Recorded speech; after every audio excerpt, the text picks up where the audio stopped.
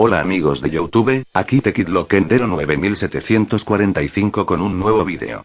El día de hoy vengo con la última película de Marvel, antes de que se estrene Avengers Endgame. Hoy criticaré a la película de Capitana Marvel.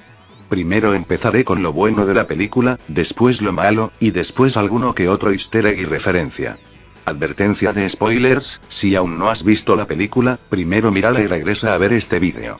Sin más que decir, comencemos. Capitana Marvel es la película en solitario del personaje del mismo nombre, así como la primer película del universo cinematográfico de Marvel, protagonizada por una mujer. La película narra la historia de origen del personaje, y conecta directamente con la secuela de Avengers, Infinity War. Lo bueno que le vi a esta película, fue que le dieron una inclusión más o menos decente a la Capitana Marvel, así como una explicación de por qué no apareció antes. Lo que más me gustó de la película, fue la interpretación de Samuel L. Jackson, interpretando a Nick Fury joven, antes de que S.H.I.E.L.D. se fundara. La acción en esta película no podía faltar, y las secuencias de acción sí que son buenas. Los efectos especiales son muy buenos, y no fallan en ningún momento. Pero si soy honesto, lo mejor de esta película, fue el gato Goose. Este gato fue el personaje que más me gustó, y siempre que aparece se roba la película.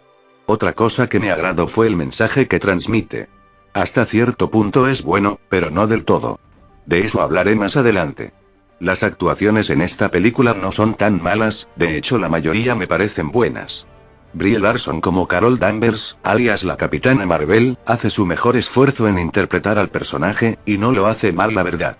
Samuel L. Jackson como Nick Fury joven, hace un gran trabajo, al interpretar una versión más joven de su personaje, y sí que supo cómo mostrar una versión diferente del Nick Fury que actualmente conocemos. Otros actores como Lee Peace, regresan en esta película, repitiendo su papel de Ronan, el villano de la primera película de Guardianes de la Galaxia. Al mismo tiempo, Jimon Hounsou repite su papel de Korath el Perseguidor, que también apareció en la primera película de Guardianes de la Galaxia. Y también el actor Clark Gregg, regresa al universo cinematográfico de Marvel, interpretando a un joven Phil Coulson. De los demás personajes y actores no tengo mucho que decir, así que los dejaré para después. Pero sin duda, la mejor parte de la película, es la secuencia de inicio, donde vemos un homenaje a Stan Lee, mostrando todos sus cameos, y que finaliza con un texto que dice: "Gracias Stan". Esa parte de la película me hizo llorar, y más aún cuando Stan Lee hizo su cameo en la película. Ahora iré con lo malo de la película. Aclaro que aquí tengo muchas cosas que criticar de la película, así que les pido que sean pacientes y no se enojen. Lo malo de esta película, es que la presencia del feminismo se nota en varias partes de la película. Aunque hubo partes de la película que me gustaron, hubo otras en las que me percaté de la presencia del mensaje del feminismo, que nunca te hagan ver menos por ser mujer y que tú puedes. Antes había dicho que el mensaje que transmite estaba bien, pero como dije, hasta cierto punto. ¿Por qué? Simple, este mensaje no llega a ser tan profundo, por el hecho de que no hay ningún obstáculo que la capitana tenga que superar. No hay ninguna prueba o villano que le haga las cosas difíciles, todo se lo ponen muy fácil, y ahí es cuando el mensaje pierde sentido. Es aquí donde entran el resto de personajes, que deberían ser los villanos en turno, pero no lo son. John Rock, interpretado por Jude Law, es un personaje que la verdad está muy vacío, y que no representa ninguna amenaza para la capitana. Desde el principio sabes que no es ningún peligro, o alguien que le ponga las cosas difíciles a la Capitana Marvel, hasta ella con un simple golpe de su poder lo podía derribar. El segundo personaje, Talos, interpretado por Ben Mendelsohn, tampoco representa ninguna amenaza o peligro. Es más, de los tres personajes que deberían ser los villanos, este fue el más suavizado. En los cómics era un Skrull que no podía transformarse, pero se caracterizaba por su actitud maligna y salvaje y por su fuerza, y aquí te lo presentan como un líder que solo busca asegurar la supervivencia de su raza, aunque tuviera que cometer actos que lo hicieran ver como malo. Aunque el contexto que le dieron no se vio tan mal, no encajaba para nada aquí, pues se supone que los Skrull serían los antagonistas. Y por último, la inteligencia suprema Marvel, interpretada por Annette Carol, fue el peor personaje de la película. ¿Por qué? Porque de todos era el que más amenaza debía representar, pero tampoco representa ninguna amenaza ni le pone las cosas difíciles a la Capitana Marvel. Además que este personaje originalmente era hombre en los cómics, y fue el primer Capitán Marvel del universo Marvel. Ojo, no se vayan a confundir con el Capitán Marvel de Fawcett Comics, porque ese es otro personaje, pero será tema para otro vídeo. Lo peor de la película, es que a pesar de intentar transmitir un mensaje, no funciona, porque en ningún momento hay un peligro, prueba, o villano que la protagonista deba superar.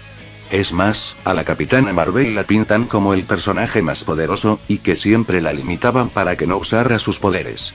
Eso también le quita fuerza al mensaje, pues si la Capitana Marvel es tan poderosa, no tiene ningún sentido el mensaje de poder femenino. Y hay algunos errores de cronología, como por ejemplo, el Tesseracto en manos de la doctora que era la inteligencia Marvel. Digo, ¿que no se suponía que el Tesseracto ya estaba en la Tierra?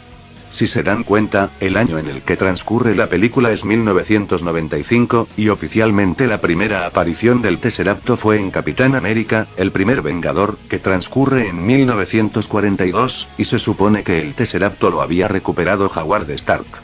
¿Cómo carajo explican que lo tenía la inteligencia Marvel?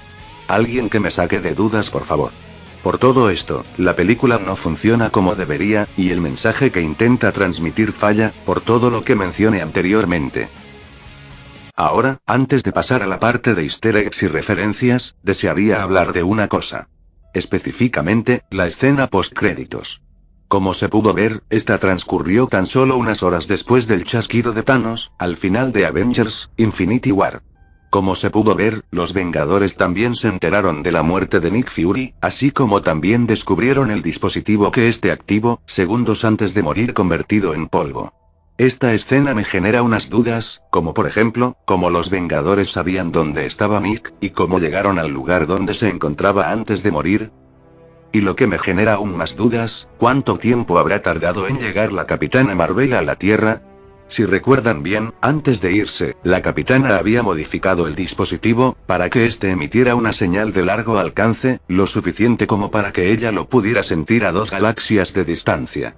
La única explicación que le veo a esto, es que los Vengadores, a pesar de ya no estar en una posición segura, estos aún se mantenían en contacto con Nick Fury. Y lo otro, es que unos días, o horas antes de los acontecimientos de Avengers: Infinity War, estos sabían dónde se encontraba Nick, antes de que este muriera durante la escena postcréditos. Pero fuera como fuera que tuvieron que ser las cosas, ya sabemos que desde los primeros minutos de Avengers Endgame, la Capitana Marvel ya estará con los Vengadores sobrevivientes al chasquido de Thanos, y juntos tratarán de remediar el daño, y traer a los fallecidos de vuelta. Y ahora sí, la parte que tanto han esperado, los easter eggs y referencias. La escena del cambio de Stan Lee, es la única donde sale siendo el mismo, mientras lee el guión de la película Mallrats, de 1995, el mismo año en el que transcurre la película, y donde el propio Stan Lee tuvo una aparición.